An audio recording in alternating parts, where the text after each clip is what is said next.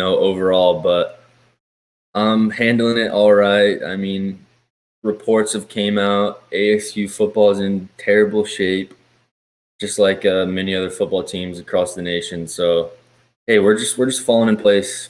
We're just falling in line with the other teams.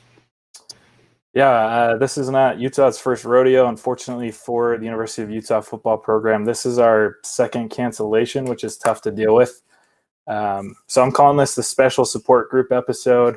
We're coming together today. We're talking about just how it's affected these two programs. So we'll just jump right into that first subject. How has the most recent COVID wave affected each team? Josh, if you want to take it away with how things are going over there at ASU. Well, I mean, it looked good. I'll give you that much. It looked good at the beginning of the week. I mean, barring a terrible USC loss, the ASU team was ready. I mean, we were ready for Cal. We didn't give them our best effort last year, even though we won. They didn't have Chase Garbers, and we were ready to play them. But then, COVID had other ideas, and in a span of what must have been 3 or 4 days, it seemed like the virus probably spread from a couple people on their team to the majority. I'd go to say about half. I mean, we don't have the actual numbers, on hand because Arizona State will not release that. But Matt Berry reports that there is a good number of people on the team that have been affected by the virus. And one of those people is, by all means, Herm Edwards. And this is just terrible for Tempe, for Arizona State fans. Already a pretty wacky season, but this kind of just tops it all off. I mean, am I wrong? Yeah, it's really difficult. Now, Josh, is the state of Arizona dealing with a lot of outbreaks right now throughout? Pretty sure we're very similar like Utah. We both states are pretty bad shape right now when it comes to coronavirus outbreaks and daily cases and whatnot. Yeah, so just to and many of our Utah viewers know, the state of Utah is actually currently in a state of emergency right now, as issued by our governor. The entire state is under a mask mandate. Social gatherings are only supposed to be within households until November 23rd. All public school extracurriculars, including sports, have been canceled for 2 weeks. And state colleges, including the University of Utah, are actually having weekly testing on all campus students. So while all this is going on, and in addition, actually, according to the health department yesterday, November 12th, Utah had almost 4,000 positive COVID-19 cases. So it's easy to see why for a second week in a row, Utah's game has been canceled, because the state of Utah clearly did not have a hold on the virus and how it's spreading. And so it's really difficult to produce a football game when you've got that big of an issue going on in the state itself.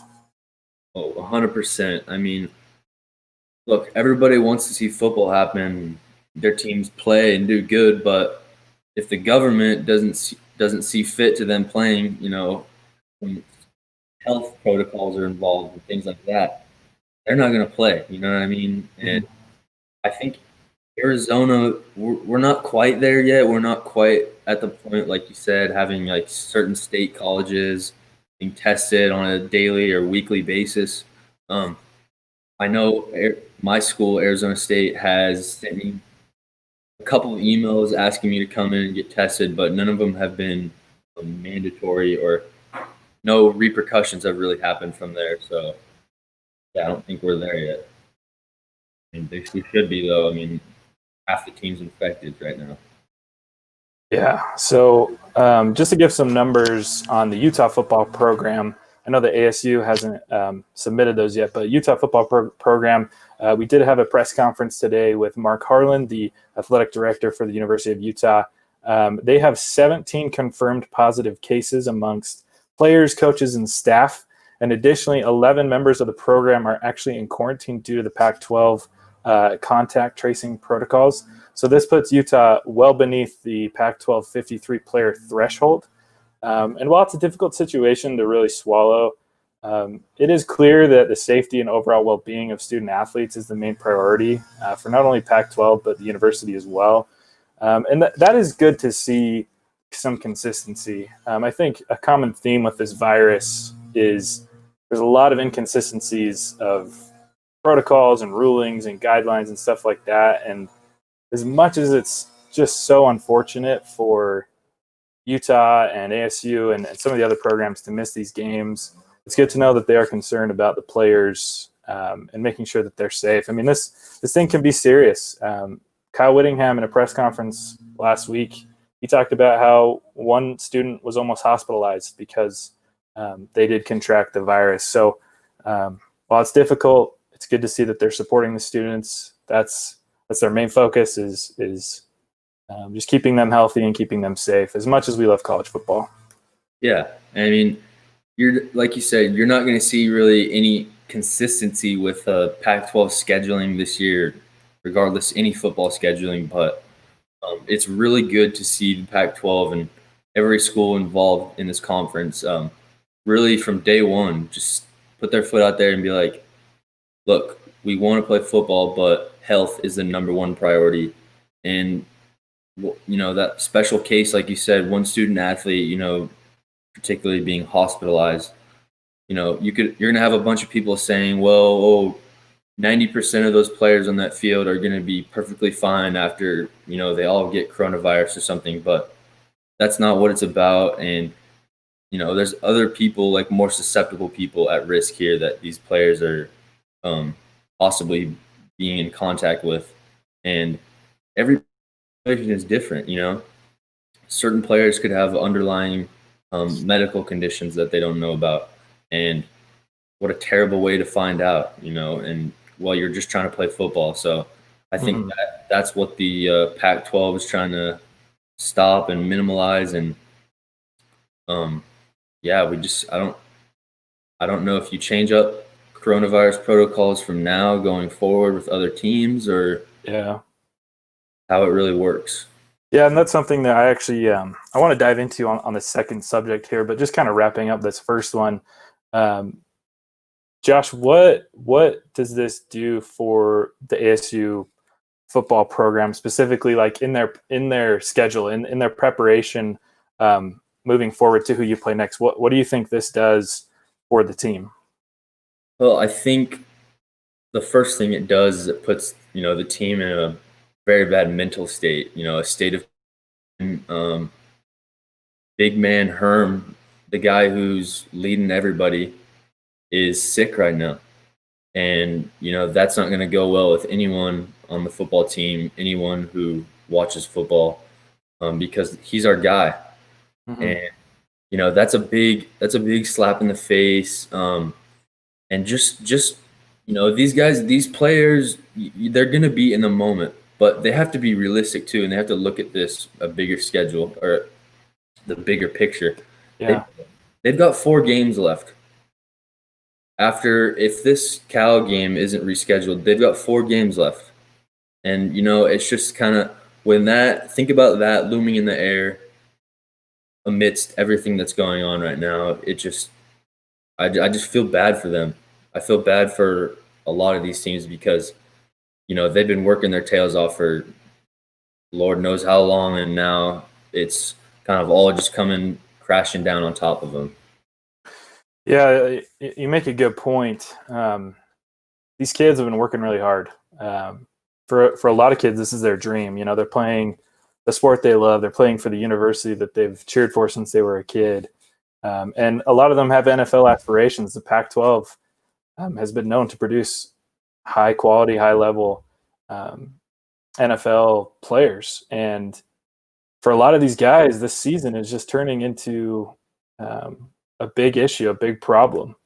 And so it's just unfortunate to see that. And one thing I like that you also said is you feel really bad for them. And again, going back to the press conference today with the athletic director of the University of Utah, he talked about, he's like, I'm not only worried for these kids, physical well-being, but their mental well-being. What's going through their heads? We want to make sure that they're okay, because they're the only school, Utah is the only school that in the Pac-12 that hasn't played a football game yet. And Yeah. I'm sure a lot of them, that especially the ones that are testing positive, they feel a big part of the responsibility for that, and they feel like they're letting their teammates down. They might be feeling like they're letting the program, the fans down. So they're just focused on getting those players through it. But just to wrap up really quickly here on this first subject, this potentially gives Utah 2 weeks of film to study and prepare for USC, who seems to be in the driver's seat for the Pac-12 South now, with you guys having lost to them last week and now not being able to play again this week. But it also sets them back. That's 2 games for USC to gain chemistry and 2 games for Utah to not. So they're sitting at 0. But Josh, let's go ahead and move on to the next subject here. Our next topic, we're going to kind of talk about Parsec's having a little trouble getting the next topic on the screen, but we're going to talk about if we take a look at this season as a whole, as of right now, in this moment, can you see this season potentially kind of just see Larry pulling the plug? I think that if things continue the way that they are, that there is a good chance that the season could come to an end. If you're going to continue having games canceled, if you're going to have, in my opinion, 2 of the best Pac-12 South teams in ASU and Utah not being able to play, and especially in Utah being a third of the way through the scheduled season, and they haven't stepped onto the field yet, it's tough. It's tough to keep it going. It's tough to justify trying to schedule these games, putting these athletes in this situation, getting their hopes up, planning all these games and then not being able to follow through. Yeah. I'm gonna go ahead and side with you on this one. I mean, it's just like I'm just waiting for another domino to fall. All the signs are pointing towards this season is just really it's not it. And I mean, you talked about it. Think about what these players are going through. Just think about the daily testing alone, man. Like going to this little lab 4 different times in a single day. Maybe I'm being a little excessive. Just to practice and play football. And like if you look at the Cal UCLA game on Sunday now at 9 a.m. about that 9 a.m. Why could they not have given them another 12 hours to plan out some kind of game plan for a whole different team? Like, if you're the Pac-12 commissioner, or whoever's making these decisions, are you going to just take the risk that half of the Pac-12 is going to get more cancellations, more COVID-related issues during this time, right? And then just have to reschedule games, and on 2 days' notice, things of that nature? That doesn't really sit well with anybody other than the fans. I'm sorry. You know what I mean? Yeah, and just to kind of to explain a little bit more, kind of how I feel. So there's two ways. There's a way that I see it going, and there's a way that I think it should go. I think that it is getting to a point where it's becoming more difficult to keep things going. And to criticize a little bit the conference, they should have just stuck to their guns in the first place. You canceled the season. You talked about going and playing in the spring, and then because all the other Power 5 schools decided to play, you decided last minute, all right, we're going to throw our hat in the ring and make it the way that it is. Come on, guys. I just feel like it created so many more issues, because look at what's happening. You're having game after game canceled, game after game, team after team, organization, and coming down with COVID. And it really, really stinks. It really sucks being a Utah fan right now. It really, really sucks. It's tough. Hey, I'm gonna go as big to say it sucks being a Pac-12 fan right now. True. Because right now is I don't know if anything in this this is a very, precarious and particular situation we're in with COVID right now. And, no one really could have been ready to how to handle all this, right? But Right. we're 8 months into this thing now, right?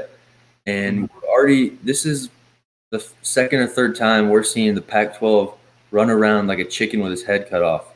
Yeah. They're lost.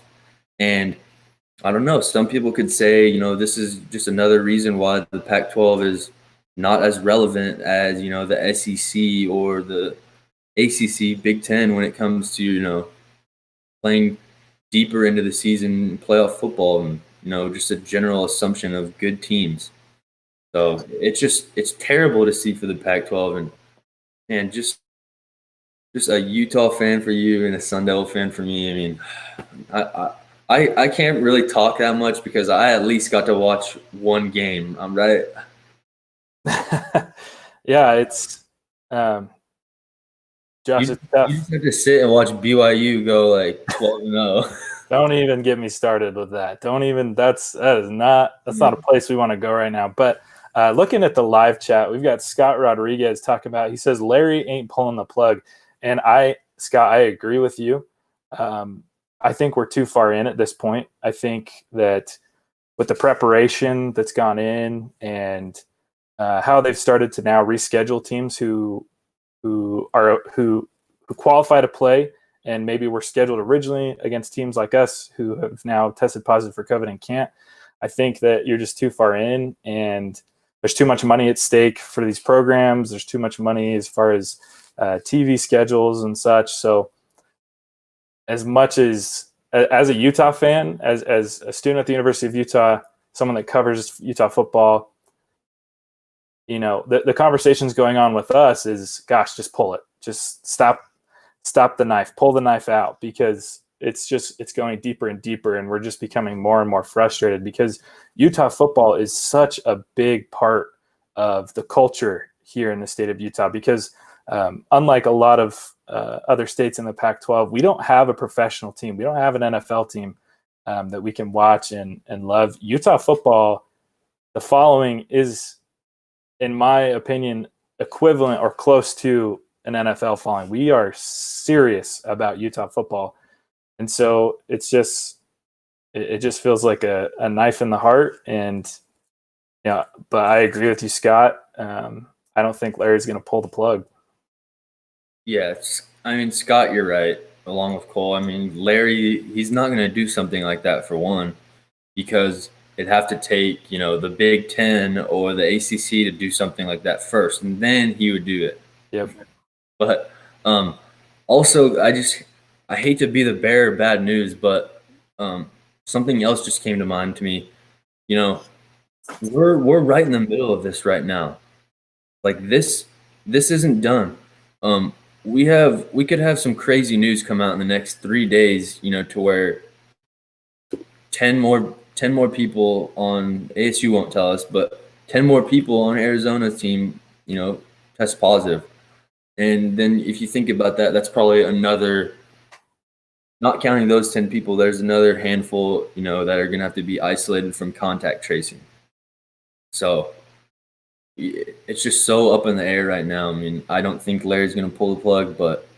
Josh, do you think that maybe they should change up some of the guidelines and protocols? I mean, they can't do a bubble. This isn't the NBA. This isn't, something like that. This is the NHL. There's no bubble. But what about isolating the teams in dorms or hotels that are on or near campus, where you say, look, guys, if you want this season to happen, you have to stay in these dorms, and you can only be on certain parts of campus until the season is over. Because one of the things that our athletic director talked about, and I know I keep going back to that, but he was great today. He talked about, he's like, I don't think it has anything to necessarily do with the programs. I don't think these kids are being dumb necessarily, but if you go out into your community, let's say you go out and you have a bite to eat somewhere, you go to McDonald's or Wendy's or something, and you could touch something and you contract COVID-19. Or let's say you go see your family, you go to a family barbecue, even if it's just your direct family, somebody could be asymptomatic, give it to you, and you test positive, you give it to your teammate, and then it all goes to hell. Yeah, it's just such a light path to tread, and there's too much room for error. I mean, it's really it's tough. But moving on to our next topic of the show, what can we expect from ASU and Utah moving forward with the season? So let's state the facts. We know Utah has yet to play a game, one of the most unfortunate teams in the country thus far into the college football season. And there's reports out right now that I'd go as far as say half of the Arizona State defense has COVID-19, along with Herm Edwards and a few other staff. So, I mean, we've kind of touched on it earlier. What can we expect from Utah going forward? What if you're the head coach? What are you telling your guys to keep them positive, keep them, whether there is that small light at the end of the tunnel, keeping them their heads up and trying to keep them focused on their next task at hand? There's still a lot to play for, whether it's for the program, for the fans, for yourself, for potentially being seen by NFL scouts. There's still a lot that these guys can play for. I mean, they've dedicated their lives to this craft, and I think they should be given the opportunity to demonstrate their talents and compete. And so and again, in that presser, Mark Harlan, the athletic director, he said, Utah is doing everything they can in order to help these guys play. They're being tested twice every day. They're actually filming practice to see and looking at what these guys are doing. Like, they're watching these guys and their interactions and making sure that they're, distancing and upholding all of the protocols and guidelines so that they can make sure that they're going to play. And so I fully expect Kyle Whittingham to get these guys, to bring them in and to say, look, clearly something's got to change. We've got to play, and the players want to. One of the Utah offensive linemen, Nick Ford, today, he tweeted and said, please, please, please, at USC next week. These kids want to play. Yeah, and I think Utah might be in a little different situation. I mean, they're both very similar, but I'm almost positive that Arizona State is not going to be able to play next week against Colorado, because I mean, if you just look at all the moving parts involved, ASU coming out of this outbreak that we're not even sure if it's all the way contained or even we haven't even gotten the results back of everyone who's probably positive. Mm-hmm. And I just don't see them traveling to Colorado and playing the Buffs. It's just we're in a really tough state right now in Pac-12 football, and I would really just despise being one of the players on a team right now, just being a part of what's going on right now. Yeah, to my understanding, the players have to isolate for 14 days once they've tested positive. And so, as much as we were hoping that it wouldn't happen, I'm not surprised at all that Utah and UCLA were canceled. I mean, we had a good number of players last week test positive, which is why the game against Arizona was canceled. And now, a week later, those guys aren't all of a sudden better. I mean, they've still got the virus and they're still in part of their quarantine. And we know that we currently have 11 players in isolation because of contact tracing. And so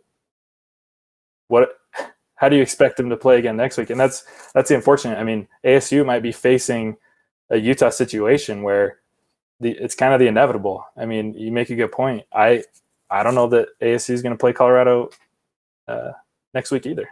Yeah, I'm gonna go as far as to say they will not. I mean, like you said, 14-day quarantine. That's mandatory. That's number one. Um, Nobody is going to be cutting any corners with that. That's going to be the most strict 14 days of your life. I mean, I'm sure they're going to be, I don't know if they're going to be testing them while they're isolating or quarantining. Maybe check for some false positive tests or not. But um, yeah, I just don't see them going to play Colorado, and coming up with a game plan amidst all of this is just, man, it's just terrible. Yeah, Utah's gone as far as to have some of the students in the dorms be in single housing. So like, it's just them in an apartment, just them. So they're not affecting anybody else. But an interesting point to talk about, and it's kind of backtracking a little bit, is because of how quickly I feel like the Pac-12 jumped into this, and they seem to be really the only ones having a big problem. Josh, what happens if, let's say, Utah beats USC and they're 4-0, or they're end up 3-1, and then let's say you've got USC at 5-1, and then ASU at 4-1 or 4-2 or something like that. How do they decide who's competing for the Pac-12 South if you've got an undefeated team but they've only played 3 or 4 games? You got a 1-loss team but they played the whole schedule, and you've got a 1 or 2-loss team but they played 5 games. What do you do there? I mean, you sound like you're asking me to solve Newton's equation right now. I mean, that seems like something, that the Pac-12 officials are gonna have a fun time figuring out, if it comes down to this scenario, which it likely could, and it likely could not. I mean, if that did happen, I'm sure we'd see something. I'm pretty sure we would see USC go above ASU just because of the head-to-head matchup. Right. But if maybe there was another team that didn't fit that category, man, what do? You flip a coin? I don't know. I mean, how do you separate three? I mean, what happens if, let's say, Utah beats USC, but then ASU beats Utah, and we're all at 1 loss, but it's all to each other? I say you pull sticks from a hat. I honestly could see the board of directors for the Pac-12 probably just voting on it. Maybe they go with whoever played more games at that point, but it's difficult because it's like, okay, well, let's say ASU played 1 more game than Utah, but Utah lost to them, but they beat USC, but USC beat ASU. I don't know. It's turning into a mess, Josh. That's just kind of what I'm getting at here is the Pac-12 rushing into things. It's causing problems. You're hurting players. You're hurting programs. Think about it as a player. I mean, let's say you're a junior or a senior, and obviously with eligibility being frozen, a senior can come back and play again next year. But what's to stop them from saying, you know what, screw this. The Pac-12 was terrible last year. Things aren't looking good. I'm going to take my talents and go and just enter the NBA draft. You're losing talented players. You could be losing guys that are helping the Pac-12 ratings go up. You could be losing guys that are helping you get on the ESPN and people watching. That just creates problems for themselves. Yeah, and honestly, that's a risk that those players are going to have to take, And I know right now it's looking like the NFL is a whole lot better than the Pac-12, but, we'll see. I'm sure next year the Pac-12 will kind of get things together, and if the players choose to stay with the conference and play another year, then, hey, good for them. And if they're in the NFL, then they never have to deal with that mess again. For sure. But, it was a good episode of Dash. We got some good talking points in today. Cole, thanks for helping me out. Quick tags before we head out. Follow Dash Sports TV on all social media. You can find us on Facebook, Instagram, Twitter, TikTok. I don't know if Sam's running that Snapchat yet. You could probably add his private. We do columns now, though. You can find our columns exclusively on sportspac12.com. Give them a follow. It's a great publication we've teamed up with. If you're looking for our columns, you can find them on our website. And we have links to all of our articles on the